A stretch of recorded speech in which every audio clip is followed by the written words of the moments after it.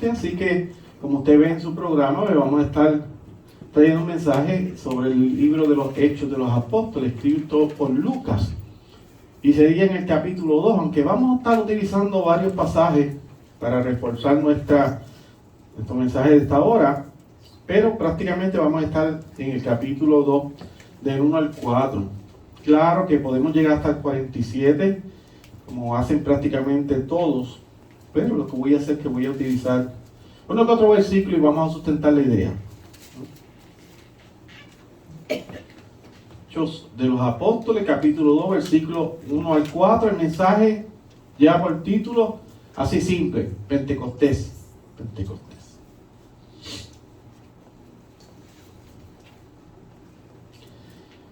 Dice el libro de los Hechos, capítulo 2, versículo 1 al 4, en el nombre del Señor Jesucristo.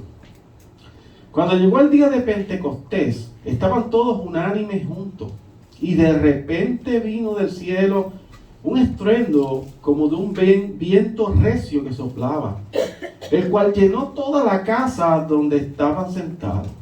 Y se les aparecieron lenguas repartidas como de fuego, asentándose sobre cada uno de ellos. Y fueron todos llenos del Espíritu Santo y comenzaron a hablar en otras lenguas, según el Espíritu les daba que hablasen. ¿Qué mensaje se llama Pentecostés?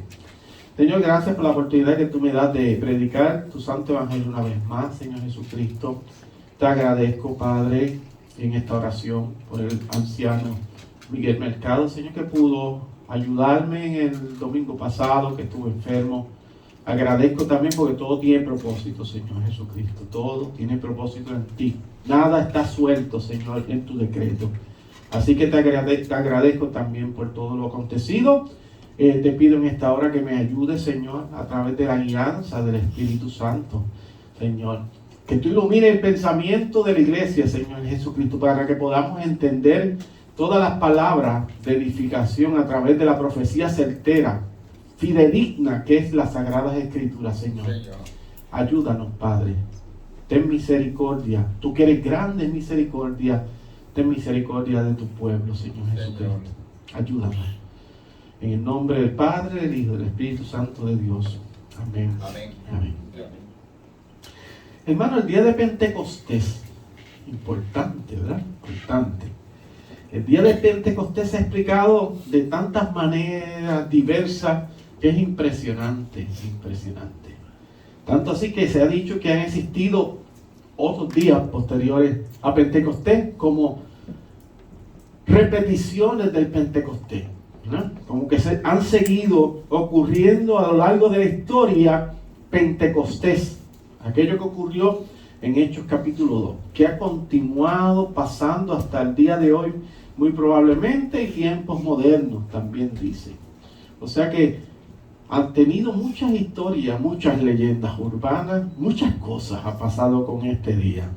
Aunque entiendo que cada vez que Dios trae en arrepentimiento y fe a una persona, cuando lo trae en esta convicción que la palabra predicada, evangelizar a una persona, esa persona por la ley de Dios entiende el peso de la ley de Dios, entiende su pecado. Miren cómo lo estoy explicando, entiende su pecado.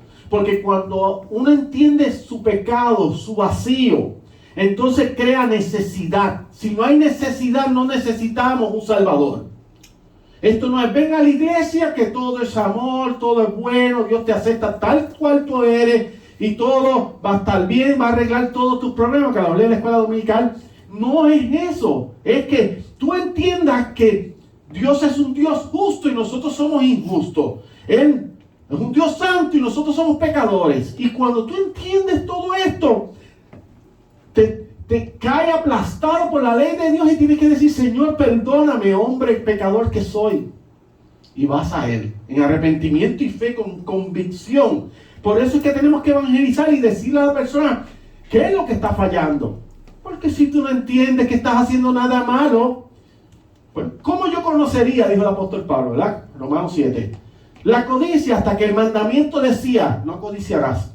Entonces el mandamiento que es de bienestar para mí, vino a ser de muerte. El mandamiento que es de vida, vino a ser de muerte a mi vida. Cuando le entendí que yo era codicioso. Porque dice, no codiciarás. Pues está eso muy bien. Dios está diciendo, no codiciarás los bienes ajenos. Pero yo los codicio. Entonces el mandamiento que es de vida, en mí es de condenación y me juzga. Y tengo que decirle, Señor, perdóname, porque he codiciado lo que no me pertenece. Deseo lo que no es mío, Señor. He pecado mirando lo que no debo. He pecado hablando lo que no debo y murmurando, Señor. Y tantas otras cosas más. Voy contra Dios. Así que hasta que nosotros no le mostremos a la persona evangelizada de qué tienes que hacer, de qué padece, pues entonces no puede venir a Cristo. No puede venir a Cristo. A mí me gusta mucho la forma de evangelizar con respecto a la muerte. Usted lo sabe. Cuando uno dice, ¿y qué tú piensas que pasará contigo en tu último suspiro? ¿A dónde irás? ¿Sí? Porque cuando tú llevas a la persona a la muerte, a ese último suspiro, como que entra una crisis existencial, ¿verdad? Aquellos que creen en muchas cosas. Aquellos que creen que Dios está en los árboles y tú los tocas, ¿verdad? Nueva era, New Age. Aquellos que creen en el poder del universo. Todo el universo me ha traído hasta aquí.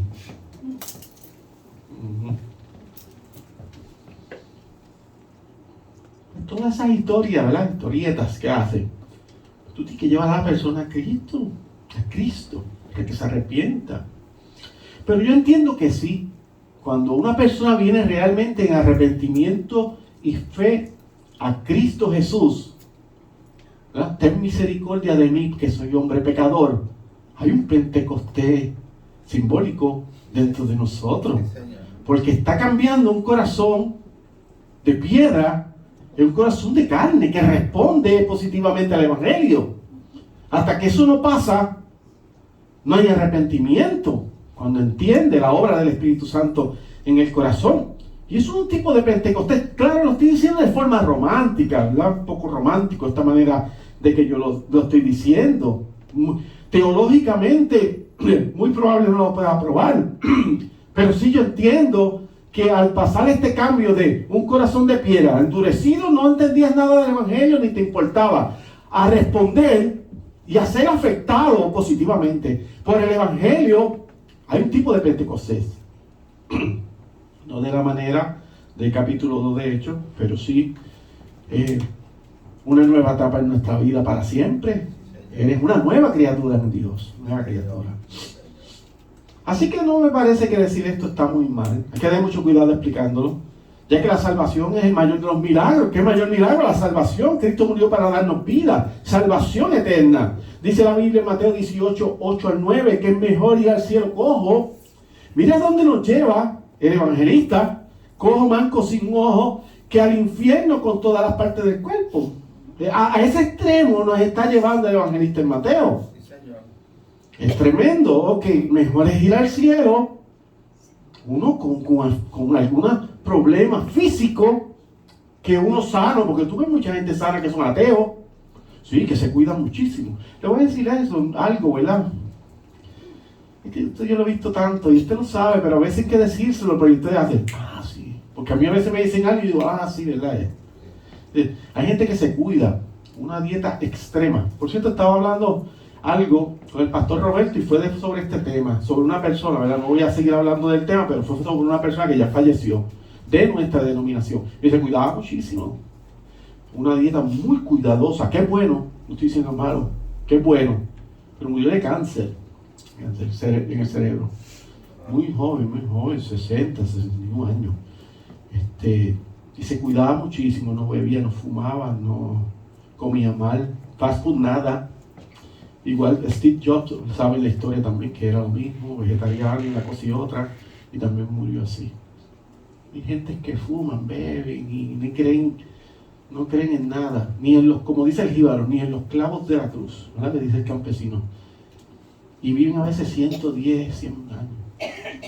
Esa fecha es de Dios, hermano, no es de Dios. Pero cuídese, para que el tiempo que le toca vivir lo viva mejor, una mejor calidad de vida. Pero el día de su muerte está establecido por Dios. Está establecido por Dios. Así que es mejor no estar tan saludable e ir al cielo que muy sano y ir a condenación. Existen eventos que cambiaron la historia del mundo como lo conocemos para siempre. Para siempre la cambiaron. Ya no podemos ver el mundo de la misma manera luego de esos eventos que acontecieron. Como por ejemplo, para tener un ejemplo, las bombas nucleares lanzadas en Hiroshima y Nagasaki. Ese evento fue tan impresionante que cambió la historia y la forma de ver el mundo, la guerra, hasta el día de hoy. Leyes, ¿verdad? De situaciones donde tienen que tener cuidado con el armamento nuclear, ¿verdad? Firman tratados de paz y de desarmar a la gente que tenían armas nucleares, y todo eso vino posterior a Hiroshima y Nagasaki en el 45, Japón, ¿verdad? Que tiran la primera. Truman está en el poder, autoriza luego de Pearl Harbor, sabe que habían atacado Pearl Harbor, están bien molestos los americanos y lanzan 2 bombas, ¿verdad? Einstein estaba envuelto en todas estas cuestiones, de toda la ciencia que estaba detrás de todos estos artefactos, y una destrucción desoladora allí, en ese lugar, desoladora. Eso cambia la historia tan dramáticamente que uno piensa en la nube de hongo que se hizo, todavía la tenemos en la mente, porque siguen repitiéndola, que cuando escuchamos hablar de Ucrania y de Rusia, entonces si estalla esa guerra, tú ves que entra un pánico colectivo y sueltan todas esas armas nucleares porque Putin y que siga el de Ucrania y todo esto, y ya uno tiene una imagen tan tétrica, tan horrible, por causa de Hiroshima y Nagasaki 45. ¿Ves que hay cosas que han cambiado la historia? Cambiado la historia 2020. Oye, que diga que 2020 no le cambió la historia, como ve las enfermedades modernas, estamos hablando de tiempo moderno, el World Trade Center, todas estas cosas que cambian la historia de un punto A a un punto B para siempre. Ya tú no ves las cosas iguales. Pues así fue el evento de Pentecostés. Estoy trayendo unos ejemplos que son críticos. El evento de Pentecostés es milagroso y maravilloso, pero lo que quiero, la idea que tenga en la mente es que hay cosas que cambian la historia de un momento y ya no vuelven a ser igual, nunca más, nunca más. Ay, que somos muy pocos. ¿Usted ha escuchado? Somos muy pocos, somos más que 2 o 3 en la iglesia. Y 12 hombres cambiaron la historia con el gran maestro. Cambiaron la historia hasta el día de hoy. Y la seguirán cambiando hasta que Cristo venga. Todo aquello que hicieron. Amén. Hasta el día de hoy. Pablo caminando por Asia Menor. Caminando. Montando iglesias, misioneros y estableciendo ancianos. Cartas a las iglesias. Hasta el día de hoy las estudiamos. Un hombre determinado por Dios, amoroso del Cristo de la gloria, murió por Cristo. Hay cosas que te cambian la historia, hay cosas que te cambian para siempre, hay sucesos en tu vida que luego que tú pases ese suceso, nada más. Hay mujeres que son lastimadas por los hombres abusadores y no, nada más, eso no va a ocurrir nada más. Yo voy a evaluar bien con quién voy a estar, y una vez que vea una señal de abuso, no, se acabó, yo no estoy para eso. Así, hablo de ese punto porque eso se ve mucho. Historias cambian en la vida. Los que ya tienen 40, 50, 60 y allá arriba, ya no piensan igual que cuando tenían 18. Yo no piense eso para nada. La experiencia nos ha marcado, tenemos un millaje de vuelo, un millaje de caminata en esta vida. Ya no hablamos igual ni pensamos igual. Y lo que antes nos afligía ya no.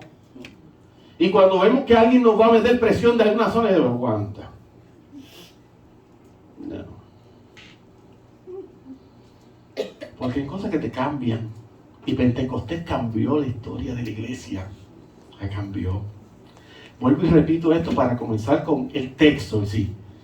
No es que la iglesia no existía, ¿oyó? No, la iglesia siempre ha existido. Lo que pasa que en este evento la iglesia entonces, a través de la obra del Espíritu Santo, es equipada y transformada cada uno de los miembros de la iglesia. Bueno, antes de Pentecostés, vamos a ver el texto, antes de Pentecostés suceden unos eventos que son muy importantes, entre ellos la ascensión a los cielos de nuestro Señor Jesucristo, lo ven en el capítulo 1, Hechos capítulo 1, versículo 9, los que tienen el libro de los Hechos abierto. Allí nuestro Señor Jesucristo asciende a los cielos. Las instrucciones del Señor son que permanezcan en Jerusalén y esperasen la promesa del Padre. Es necesario aprender a escuchar instrucciones, hermano. Si usted es ligero y está haciendo las cosas y se va sobre las instrucciones, puede ocasionar un problema, y puede traer problemas a su vida. Y estoy hablando de instrucciones bíblicas. Le dijo que oyeran de él, que esto lo oyeron de él, Hechos capítulo 1, versículo 4. Ellos obedecen las instrucciones. Aquellos que escucharon de él, que esperaran. Esperen. Y yo siempre le digo, y aquí voy a hablar un poco, ¿verdad? Aquí hago un poco de alegoría, voy a hablar un poco, pero es necesario. Yo le digo a ustedes, si ustedes están en desesperación, esperen un poco, oren, mediten en el Señor, hablen siempre con el Señor. Pero esperen, porque las cosas no ocurren cuando usted dice, o cuando yo quiero. Yo quisiera que pasaran muchas cosas, pero no pasan, entonces tengo que esperar. He aprendido cuando me aflijo, me agobio, me da ansiedad, me pongo un poquito depresivo, me pasan todas esas cosas, a bregar con mi mente. Me siento mal.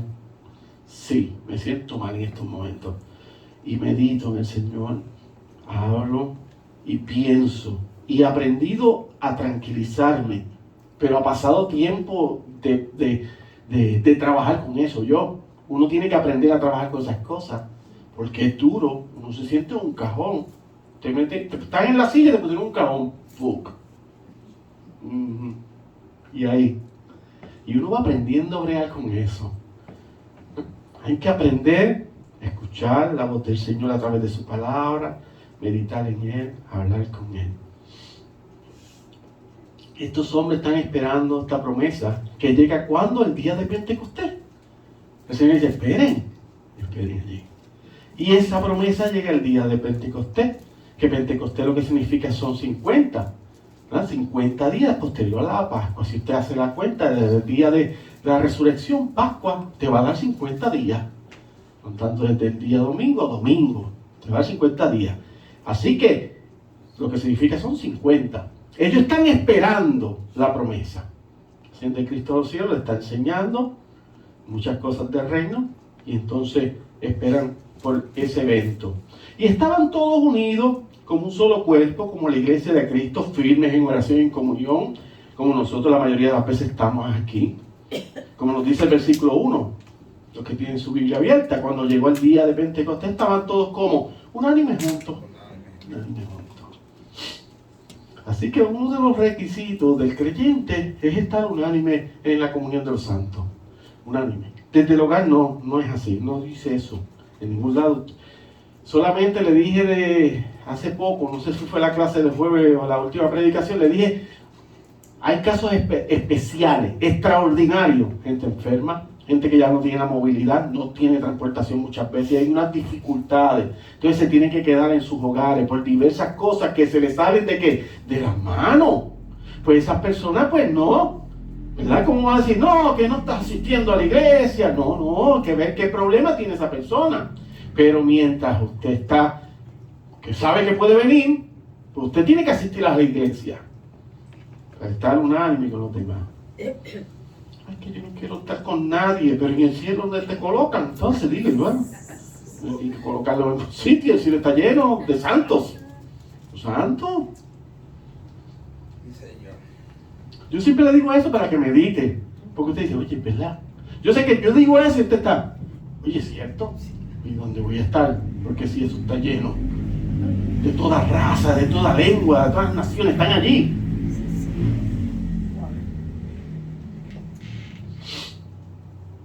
Esto es lo que se nos enseña a través de toda la Biblia. La iglesia es una en unidad, ¿verdad? Que somos el cuerpo de Cristo. No dice los cuerpos de Cristo. Porque le tengo que decir que aunque esta iglesia es presbiteriana ortodoxa, es desde la OPC, la denominación, nosotros al final y al cabo no tenemos un título. ¿Saben? Nosotros somos la iglesia de Cristo. Y todo aquel que adora al Señor y cree en la doctrina correcta, son la iglesia en todas partes del planeta. No importa, no hablen nuestro propio idioma, de otro color, de otra raza, no importa. Persecución, libertad, no importa. Son nuestros hermanos a nivel global. A nivel global. Porque somos uno en unidad, aunque no lo veamos. No sé cómo es eso, hermanos, son misterios. Dice nuestro Señor Jesucristo en Juan 17, 21, 23, su famosa oración por todos los discípulos del mundo, por todo. Dice Juan 17, 21, 23, para que todos sean uno, como tú, oh Padre, en mí y yo en ti, que también ellos sean uno en nosotros. Para que el mundo crea que tú me enviaste, la gloria que me diste, yo les he dado, para que sean uno, así como nosotros somos uno. Yo en ellos y tú en mí, para que sean perfectos en unidad. ¿Lo ven? Perfectos en unidad, para que el mundo conozca que tú me enviaste. Cuando nos vemos unidos, la gente dice, mira, uy, esa gente, firme lo que dicen, hablan igual, evangelizan igual, todos tienen ese amor que se ve como en comunión. Pues será una iglesia bendecida. Le voy a decir algo, y este es un piropo para todos ustedes. Vamos a ver cómo es el piropo. Mire, hermano. Mire esto. Nosotros tenemos a la hermana con nosotros de visita hoy. Y estaba hablando en el consistorio. Y la presento, ¿verdad? Que está con nosotros. La iglesia tiene que saber. Y la iglesia tiene que orar por ella y por los demás hermanos y por mí. Por todo. ¿Verdad? Pero cuando voy a decir que la traten bien, pues no dije nada. Les dije a ellos, no, esto no lo tengo que decir. Porque yo conozco a mi pueblo, a mi gente, a los discípulos de Cristo que están aquí, yo los conozco. Eso yo no lo tengo que decir. Eso es muy fácil para mí. Pero ustedes me lo han hecho fácil en el Señor. ¿Qué yo tengo que hacer? No tengo que decir nada. Yo sé quiénes son ustedes. Que aquí todo el que llega dice, oye, que se siente tan familiar y tratan a uno y se le acercan a uno. Ya yo lo vi que hicieron con ella. Porque ustedes son así. Esto es una iglesia que es así. Nosotros tenemos ese don que Dios nos ha dado. Gracias a Dios. No somos muy grandes, pero tenemos ese calor del hogar, de la familia. Entonces, ¿qué yo hago? Tranquilito, cómodo estoy. No digo nada de eso. No tengo que decir esa parte. Porque eso está solo en la misma iglesia, en la misma congregación. No tengo que decirlo. Los hermanos que saben que así lo dije. Así lo dije. Así para que sean perfectos en unidad, para que el mundo conozca que tú me enviaste y que los has amado a ellos como también a mí me has amado. La unidad de Cristo. El que nos une es Cristo, aunque tenemos diferencias, pero Cristo nos une. Si en la iglesia somos todos un solo espíritu en unidad, pues será una iglesia grandemente bendecida. De otra manera, es una iglesia falsa. Somos falsos, somos hipócritas. Somos pecadores, pero también les digo a aquellos que dicen que somos hipócritas, que hay una silla para ellos, para que nos acompañen, porque el primer hipócrita soy yo, el pastor. Y que se sienta al lado mío de este hipócrita, pecador, cuando nos dicen que somos los hipócritas. Pero por lo menos estamos caminando, tratando de llegar para ser una mejor persona en el Señor.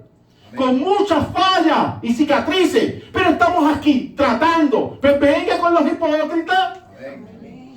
Venga con nosotros, que somos pecadores, que hemos sido salvados por la obra del Señor Jesucristo. Amén. Que no tiene pecado y se acordó de nosotros. Como enseña Pablo en Efesios capítulo 4, versículos 5 al 6, me estoy lastimando, no me importa, que estamos solo, Señor, una sola fe, un bautismo, un Dios y Padre de todos, el cual es sobre todo y por todos y en todo. Aquí no hay dos señores, no hay dos fe, no hay dos bautismos. Usted no se tiene que estar rebautizando, eso es un disparate, yo no sé de dónde lo sacan. Y sí, lo estoy diciendo porque estoy grabando. Y teológicamente eso es falso. Y hace tiempo que no me indignaba tanto. Eso es falso. No necesitan más bautismo. No hay que estar rebautizándose. Esto no es como la licencia que hay que estar renovándola para nada. Esto es una vez y para siempre. Amén. Pagó Cristo. Amén. La unidad es una de las características principales de la iglesia saludable. En la iglesia que existen muchas controversias, hay un grave problema de humildad y la hermandad. Vemos en Hechos capítulo 1, versículo 14. Todos perseveraban unánimes en oración y ruego con las mujeres, y aún se encuentra allí María, la madre de Jesús, y sus hermanos. Todos están orando y rogando, esperando, porque el jefe dijo algo. Esperen. Esta es palabra profética. Aquí no hay que estar con las locuras de nada. Ellos tuvieron que esperar, nosotros también. Tenemos que esperar por muchas cosas que van a pasar en nuestra vida, que son de bien, dice el Señor, no de mal. Aunque tú entiendas que son de mal, no son de mal, son de bien. Tienes que pasar por ahí. Estando en esa actitud de unión, en la armonía cristiana, es que sucede lo que dice el versículo 2 de nuestro texto. Y de repente vino del cielo un estruendo como de un viento recio que soplaba, el cual llenó toda la casa donde estaban sentados. Se encuentran todos los creyentes en oración esperando la promesa que le dijo su amoroso Señor Jesucristo. Eso es fe. Esperando algo que ellos no habían visto, ¿qué era lo que venía?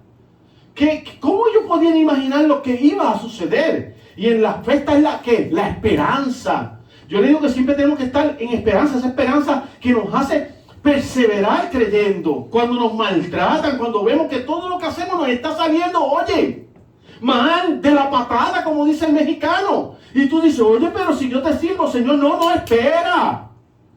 Espera, algo bueno va a acontecer de todo esto. En esta vida, venidera.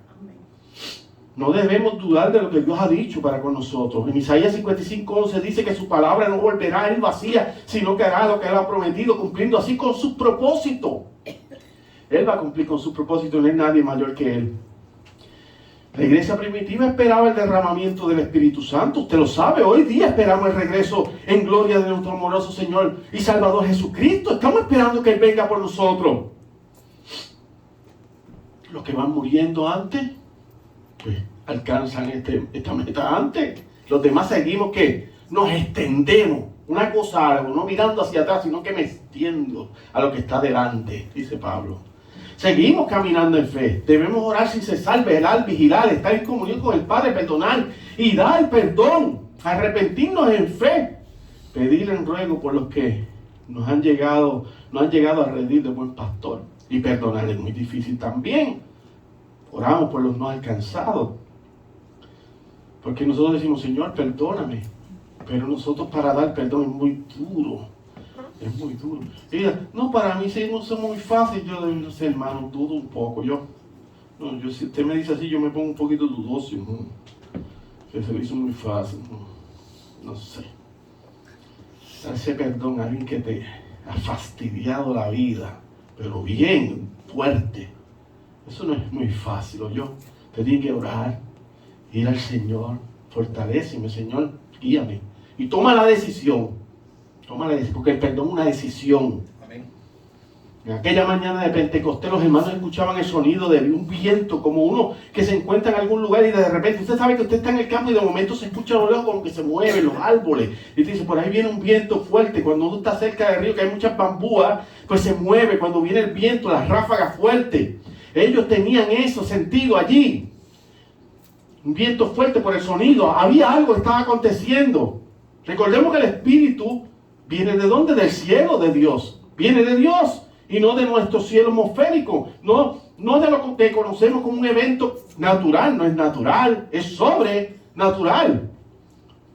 Así que es muy probable que los reunidos en Pentecostés no estén hablando de los efectos de un viento fuerte como lo conocemos nosotros en la naturaleza y sus leyes. Es algo sobrenatural. ¿Cómo fue? Lo que está en el texto, y piense ahí.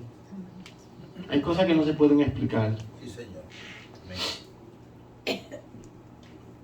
Yo he visto muchos grandes hombres de Dios que explican cosas, y cuando le hacen preguntas, todos ellos, preguntas en algunos textos que son muy controversiales, dicen, eso nadie te lo va a poder explicar, y el que te lo explica es muy arrogante, porque hay cosas que no se pueden explicar.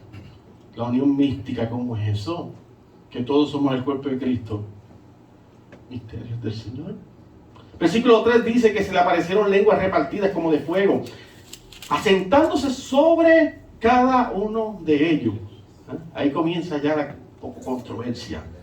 Eso fue lo que he dicho por Juan el Bautista en Lucas 3:16, que él bautizaba en agua, pero que vendría uno más poderoso que él, que este es el Cristo, del cual no era digno de desatar la correa de su calzado, que él nos bautizaría en Espíritu Santo y fuego.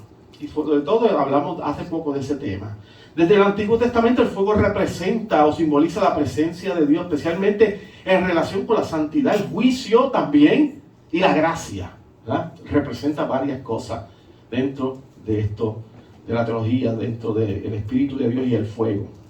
Moisés y la voz, ¿verdad?, de Dios en la zarza ardiente, eso es muy famoso.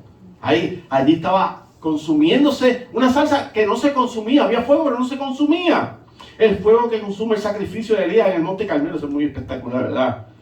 El fuego desciende y consume el sacrificio que presentó Elías en el Monte Carmelo. Elías valiente, hubo un momento que se quebrantó, como nos quebrantamos todos, pero hombre valiente.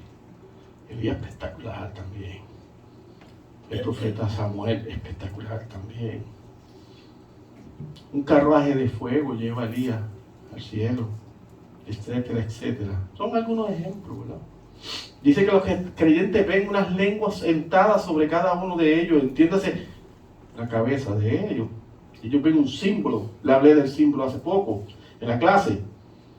Este símbolo es como un tipo de fuego que se asemeja al fuego de una vela, ¿verdad? Parece una lengua porque la vela hace ese fuego y como que zigzaguea.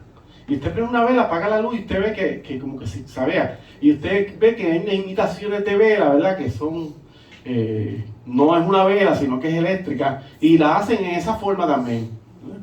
Curviada. Entonces, parece como un tipo de lengua. Ese símbolo no es lo mismo que se menciona en el versículo 4. No estamos hablando de lo mismo del versículo 4, que es el hablar en lengua. No es eso. No fue una visión, fue real. Ellos vieron este fuego. Recordemos que este era el inicio de una nueva era de la iglesia cristiana, como les dije al inicio, ya que el Espíritu de Dios no estaría en los creyentes de manera temporal, como estaba en los profetas, sacerdotes y reyes. Yo no estoy hablando de la transformación y regeneración del corazón. Estoy hablando del Espíritu Santo. Estaba en los profetas, los sacerdotes y reyes. Venía, iba. Pero ahora iba a cambiar ese evento. Ahora iba a cambiar esto. Iba a estar de manera permanente.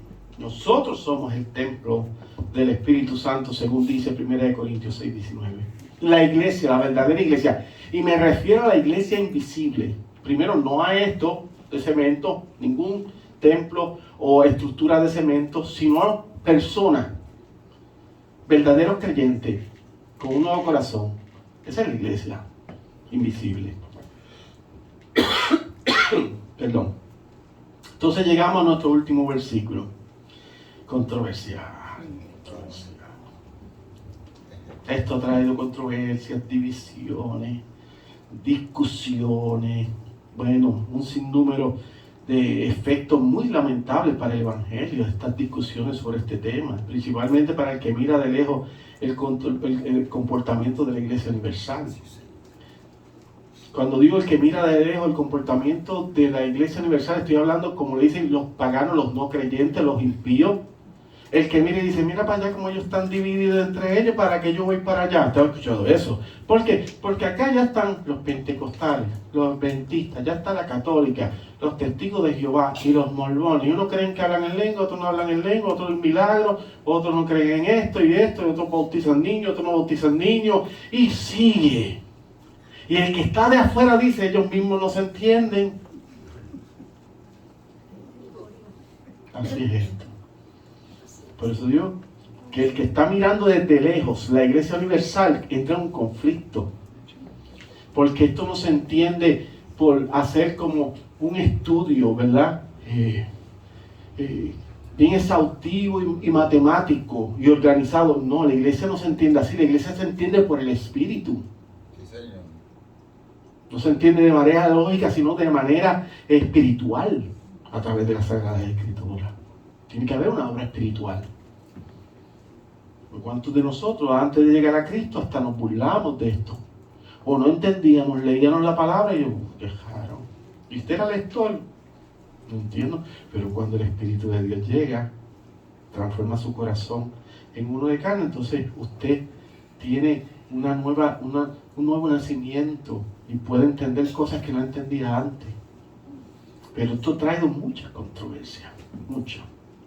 Versículo 4 dice, nuestro último versículo: y fueron todos llenos del Espíritu Santo y comenzaron a hablar en otras lenguas según el Espíritu les daba que hablasen. En esta parte muchos están de acuerdo, otros están en contra, y esto crea una división doctrinal en lo que se llama iglesia. Difícil. Aquí ocurre un fenómeno, y es que algunas sectas creen igual que iglesias de sana doctrina. Sectas creen también en algunas cosas que están sucediendo en Pentecostés. Aunque las sectas tengan todos los demás en error, pero creen en hablar en lengua. Algunas denominaciones creen que el hablar en lengua es una especie de lenguaje inteligible, que llaman glosalalia, para estudios se le llama así, donde la persona comienza a emitir como un tipo de balbuceo, con palabras inventadas y una sintaxis alterada, o sea, un orden de palabras que no tienen lógica, ¿verdad? Una frase aquí, una frase allá, algún sonido y mezclado, y no se puede entender cuando habla una persona de esta manera, que no es hablar, ¿verdad? Hacen unos tipos de sonido. Se dicen algunas denominaciones que las personas que no pueden emitir estos sonidos, escuche bien, esto es triste, no ha sido bautizada por el Espíritu Santo. Es triste. Así que existen miles de personas que están sentados en las bancas de las iglesias con una tristeza, que se sienten despreciados por Dios, un sentimiento de que Dios se olvidó de ellos, que por más esfuerzos que hagan por vivir una vida santa, nunca serán aceptados. ¿Por qué? Porque no pueden hablar en estas palabras, en estas frases mezcladas, sin orden y sus sonidos. Porque dijeron que si no hacen esos sonidos, no son bautizados por el Espíritu Santo de Dios. Y esto es triste. En este último versículo, Lucas nos dice que fueron todos llenos del Espíritu Santo. Importante. Ese detalle no es mínimo, es mayor. Todos fueron llenos, todos los que estaban allí fueron llenos del Espíritu Santo. Y no se refiere solo a los apóstoles. Cuando dice todos, se refiere literalmente a todos. No como dicen algunas denominaciones, que haciendo divisiones entre los que hablan en lengua y los que no. Allí todos fueron llenos del Espíritu Santo. Tú creo que tú estás en un sitio y tú eres un hombre de Dios, una mujer de Dios, y como no habla la glosalalia, esta frase, tú te sientes como en una esquinita solitario, como introvertido, como que no eres parte, como que más que haces, pues eso nunca acontece. Pues no, oye, Dios se olvidó de mí. Triste, es triste.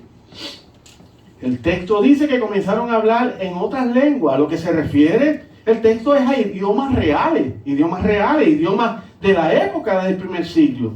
Recordemos que se encontraban en Jerusalén judíos de la diáspora, del extranjero, judíos que se habían criado fuera de las paredes de Jerusalén, habían adquirido otro lenguaje, pero siempre regresaban para la fiesta. Y recuerde que Pentecostés era una de las grandes 3 fiestas que acontecían a los judíos.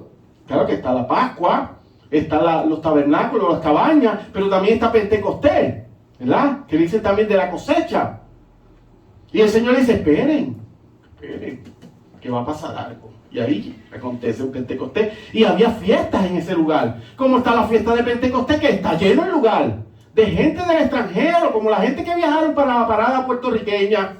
De Puerto Rico viajan para allá para participar. Y vienen de otros estados y se reúnen en un solo lugar a participar de eso. Pues fueron allá. Iban. Pero no hablaban el idioma. Se habían criado ya en otro lugar. Importante. Está pensando lo que yo estoy diciendo. Cuando los discípulos fueron llenos del Espíritu de Dios, comenzaron a hablar en los diferentes idiomas de la multitud que se encontraba allí en Jerusalén. La multitud sabe que aquellos reunidos en aquel lugar eran judíos, nacidos allí, criados en Israel. Era gente de allí. Pero no entendía por qué lo escuchaban hablar en su propio lenguaje. Mire, usted póngase a ver una película de España, de Argentina. A mí me gusta ver series, películas con mi esposa. Y cuando comienzo a ver una serie por la Argentina, vi hace poco una serie, no sé, 10 capítulos. Y entonces, cuando tú comienzas a ver una serie de Argentina, oye, che, ¿verdad? ¡Qué quilombo! Y vengan con eso, y tú, pero después que entiendes, el primer episodio, el segundo, ya tú estás, olvídate, eres un argentino, porque el oído se te acostumbra, sabe a qué se refieren, ¿verdad? Las frases que ellos tienen muy coloquiales del lugar, culturales, de allí, ¿verdad? No, tú estás en Tierra de Fuego, allí, con ellos, con los argentinos. Entonces, pero después te cambia a una serie de España, y tú, vale, oye, tío, ¿verdad? Y otras frases que ellos dicen. Entonces, pues, no entiendo a veces, parece que están hablando en otro idioma. Ni mi esposa ni yo entendemos, a veces pongo los subtítulos. Pero cuando pasa un episodio, 2, ya te adaptas de nuevo. ¿Ves? Y estamos hablando en el idioma español, por los acentos. Solamente con eso te puede confundir un poco. Nosotros hablamos como cantadito. Entonces viene alguien de Estados Unidos que entiende un poco español, pero como hablamos así, como yo estoy hablando hoy, como cantadito, hace, ¿cómo? ¿Me repites lo que dijiste? ¿Verdad? Porque no te entiende por el acento, como hablamos como cantadito. Ellos dicen, imagínense no entender el idioma completamente, otro idioma, y ellos comenzaron a hablar los idiomas de todos los que se encontraban allí.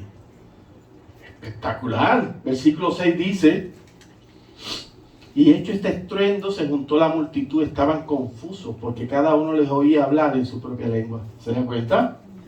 ¿Verdad? No hablaba inglés de momento comienza a hablar inglés. Una sorpresa, un milagro. Milagro.